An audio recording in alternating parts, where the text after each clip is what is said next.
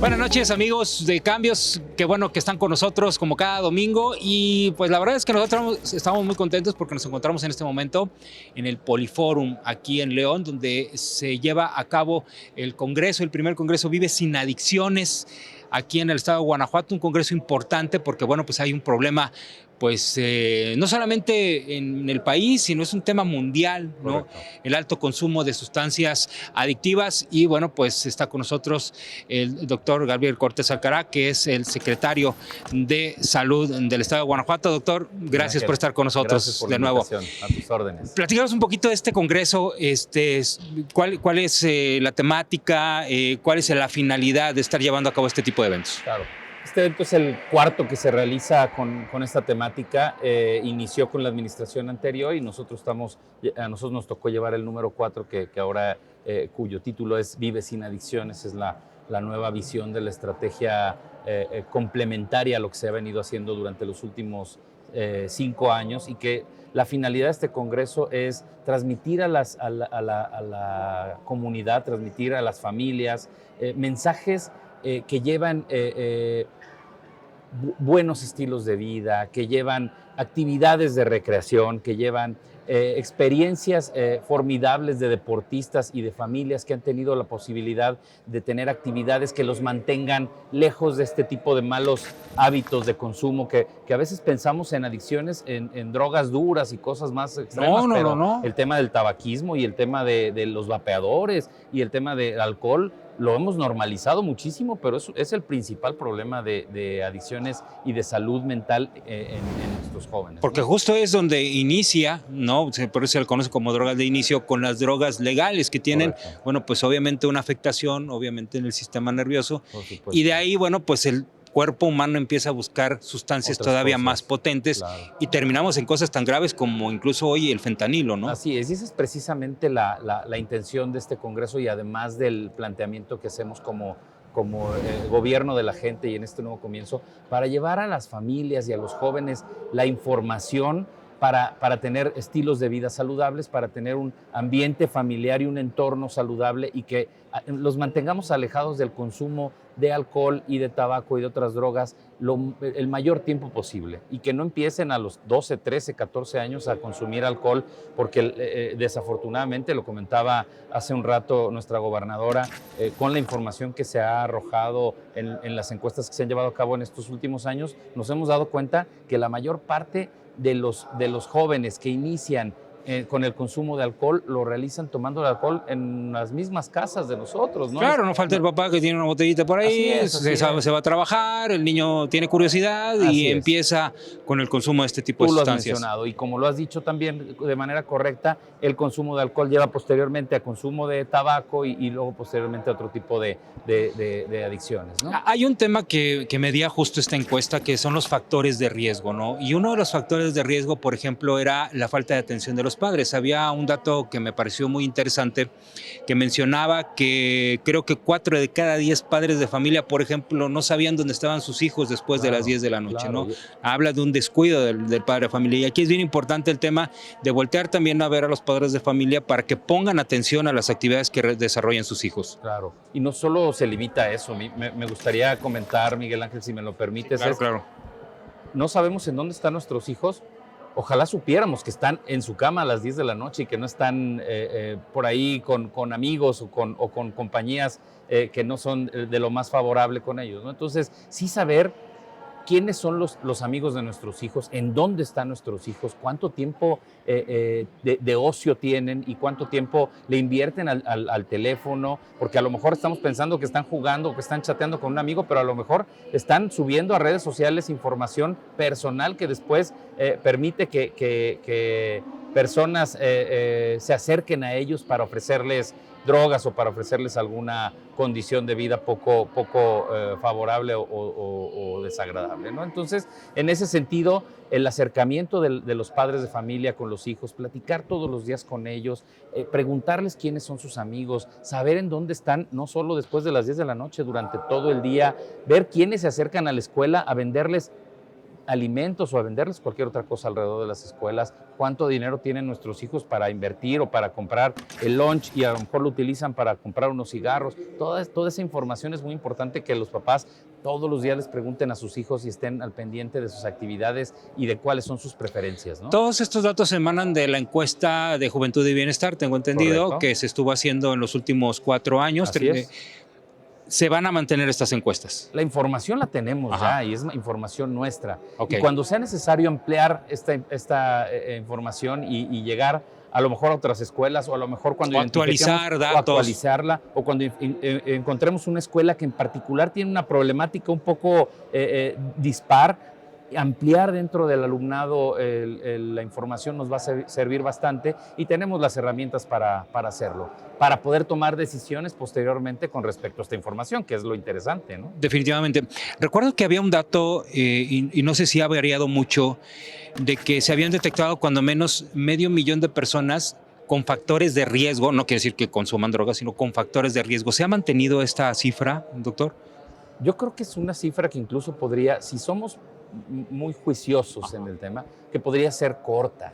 Okay. Todos tenemos factores de riesgo alrededor de nosotros y a lo mejor identificamos los más fuertes o los más poderosos, pero definitivamente 500,000 de personas seguro viven en una condición que los pone en riesgo para el consumo de sustancias que después se vuelven adictivas, ¿no? Entonces, es por eso que tenemos que trabajar con la comunidad, de la mano de los municipios y con los recursos que el Estado tiene para poder llegar a estas familias, concientizarlas y buscar que tengan las oportunidades que no todo el mundo tiene para acercarse a una deportiva, para tener información cercana para los padres y tener esta comunicación que debe de haber en las familias para poder evitar que nuestros hijos tengan consumo de sustancias de manera temprana y posteriormente, ¿no? Hay un tema muy interesante que incluso lo comentaba la gobernadora, que tiene que ver con el tema de salud mental.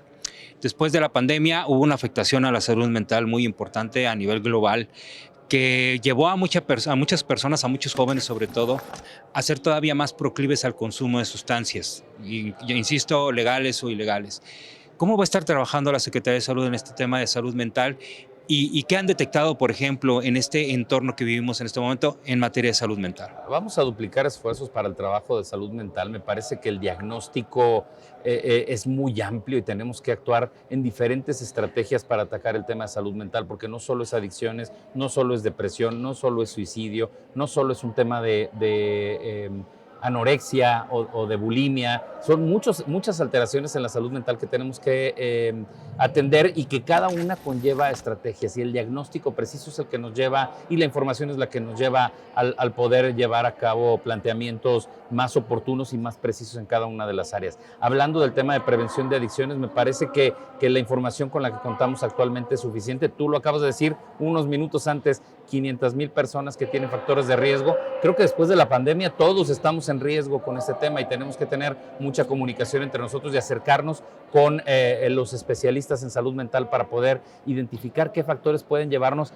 a un problema ya serio de salud mental, que no nada más te comentaba es un tema de adicción, también puede ser un tema de depresión, ¿no? Justo al arranque de este congreso, doctor, la gobernadora mencionaba que, bueno, se quedaban con, o el gobierno del estado se queda con toda esta experiencia, ¿no?, de haber vivido o de haber trabajado con el proyecto islandés de Planet Youth. Se cierra esta etapa, pero esto no quiere decir que no continúe el trabajo de prevención y de combate a las adicciones. ¿Bajo qué esquemas estará trabajando en este momento? Vamos a hacer un planteamiento que va a ser muy puntual y lo estaremos anunciando probablemente en las próximas semanas. Y además la misma gobernadora lo comentó hace rato, una plataforma en donde podamos tener de manera regionalizada e incluso tan fino como encontrar la escuela de nuestros hijos y ver qué factores de riesgo hay alrededor para poder atenderlos de manera muy puntual, no solo como gobierno estatal, también como gobierno municipal, pero que también la misma sociedad tenga la posibilidad de acercarse e identificar en la escuela de sus hijos con los candados necesarios para poder salvaguardar la información del resto de las escuelas. En la escuela de mis hijos, qué problemática hay en específico para que yo pueda tener el conocimiento, acercarme a mi hijo de una manera ya más específica y ver cómo podemos atenderlo. Entonces, ese planteamiento que estamos haciendo y que queremos hacer en próximas semanas va a ser el foco principal para atender de manera preventiva las adicciones, pero además hacerlo de manera transversal.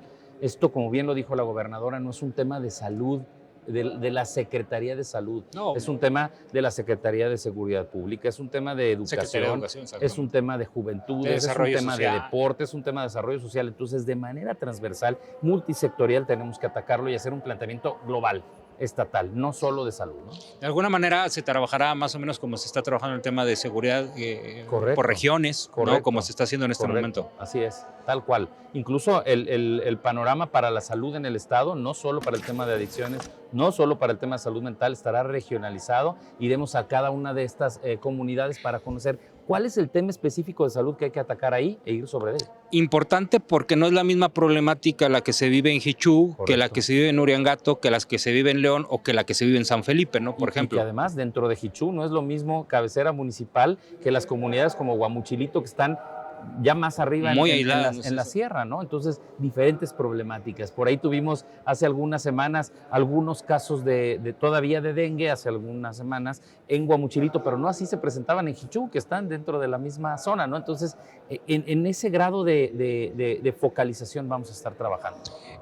Llama la atención que justo hablando del tema de adicciones, hay un problema muy arraigado entre los jóvenes que creen que, por ejemplo, los vapeadores, los famosos vapes, no son dañinos y creen que son menos dañinos que el tabaco. Hoy hay una reforma en la Cámara de Diputados, en el Poder Legislativo Federal, para prohibir definitivamente el consumo de este tipo de productos. ¿Qué acciones va a emprender el gobierno del Estado para atacar este tipo de productos que son sumamente dañinos para la salud? Así es. Aquí nosotros tenemos que esperar la legislación fina, porque a final de cuentas, a través de COFEPRIS y a través del Congreso de la Unión, se emiten reglamentos, pero hay huequitos. Incluso le puedo comentar que hace un par de años que se comenzó con el planteamiento federal de prohibir la venta y el consumo de vapeadores. Se empezaron a incautar los vapeadores, pero después ya no había cuál era el destino final de estos vapeadores y se empezó a hacer bodegas de vapeadores aquí en donde no sabíamos qué era lo que íbamos a hacer con los mismos. Y entonces hay que hacer bien la estructura de las leyes y las normas que van a regir esto para poder tener ahora sí ya un planteamiento global. Me parece muy acertado que la Federación instruya a la salud para atacar este tema. Estamos listos para hacerlo a través de la protección contra riesgos sanitarios, ¿no? ¿Cuál es el principal reto que como Estado estamos enfrentando en cuanto a prevención de adicciones? Porque aquí estamos hablando de prevención, todavía no hemos tocado el tema de tratamiento a las personas que ya tienen alguna adicción. ¿Cuál es el principal reto que se enfrenta en cuanto a la prevención del uso de drogas? Reducir el número de factores de riesgo por comunidad, definitivamente es el principal foco y además buscar que las familias tengan un entorno, que los niños y los jóvenes tengan un entorno de vida sano, libre de tentaciones y además favorable en cuanto a promoción del deporte. Ya lo platicaba la mamá que nos hizo favor de dar su testimonio, de música, de actividades de recreación que alejen a los niños de las calles y del ocio principalmente. Ese es lo fundamental. Prevenir el consumo es estratégico incluso para un tema de seguridad, porque obviamente están disminuyendo el número de potenciales clientes, ¿no? de este tipo de mercados. Tal cual, lo has mencionado. Y me parece que por ahí es en donde reafirma la necesidad de que la atención de la prevención a las adicciones sea multisectorial. Todas las dependencias o la mayoría de las dependencias tenemos algo que aportar para esta estrategia y ahí es donde vamos a trabajar. Pacientes que ya están dentro de un problema de adicciones, porque esto es prevención, pero ahora ya hablando de los pacientes que ya tienen un problema de adicción, ¿cuántos tienen detectados aquí en el estado? ¿Qué tratamiento se les da, doctor? Bueno, como la mayor parte de las atenciones buscadas por pacientes adictos se dan en centros de atención, de los mal llamados anexos, que tienen, si bien la vigilancia de la Secretaría de Salud para que estos se encuentren en condiciones, no nos proporcionan información del censo de pacientes que están atendiendo, porque además seguramente fluctúa mucho y un día están saturados y otro día tienen menos pacientes atendidos. Nosotros en el estado tenemos el Centro de Atención Integral a las Adicciones cercano al CAISAME, al Centro de Atención Integral a la Salud Mental, y ahí atendemos un número importante de pacientes de manera profesional. En los anexos lo hacen con el método de autoayuda y nosotros los acompañamos para que esto sea de manera segura. Y hay otro grupo de centros que les llamamos nosotros de atención híbrida, que son los que lo hacen con el mecanismo de autoayuda, pero además tienen apoyo profesional y que son los centros que conocemos y que apoyamos también, son como la búsqueda y todos este tipo de centros. La mayoría de los pacientes que llegan a estos centros, ¿qué tipo de droga es la que consumen?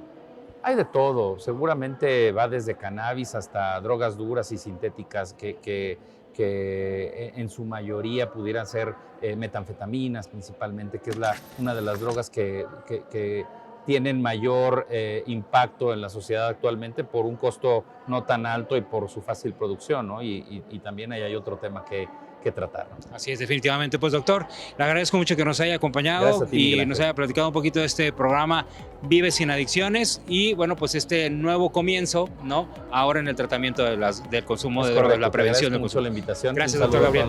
Muy amable, gracias. Y nosotros continuamos aquí en Cambios.